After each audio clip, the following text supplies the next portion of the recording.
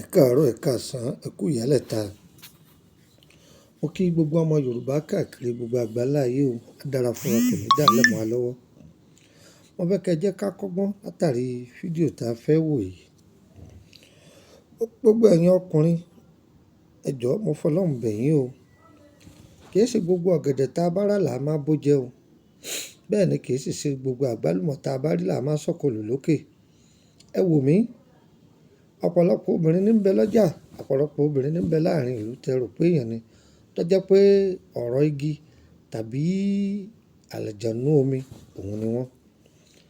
Ẹ wò mí wò, bẹ́ẹ̀ náà ni ẹ̀yin obìnrin, tó jẹ́ pé bẹ́ẹ̀ bá ti rí ọkùnrin tó sígbọnlẹ̀ tàbí ọkùnrin tó ṣe rùmúrùmú, tó kúrú, tẹ́ ẹ máa sọ pé ó kì dáadáa, eléyìí nígẹ̀, ó lè gbà mí kalẹ̀ bí ìṣòro bá dé.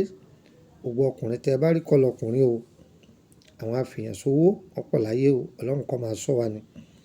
Ẹ rí ọ̀pọ̀lọpọ̀ èèyàn tọ́lẹ̀ mí bá rí yóò sọ pé ẹni yìí o, ọmọ omi ni, àbí bẹ́ẹ̀ kọ́?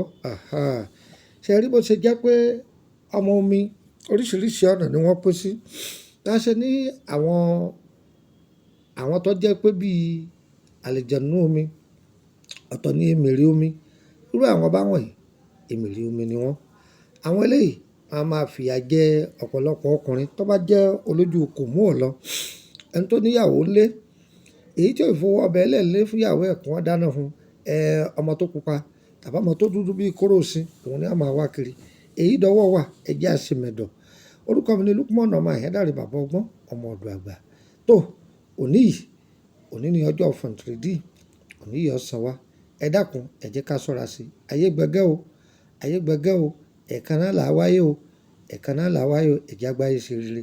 +234 8032983298. Àbí ẹ bá mi sọ̀rọ̀ lórí ẹ̀rọ Bẹ̀nẹ̀ +22954651928 +22954651928.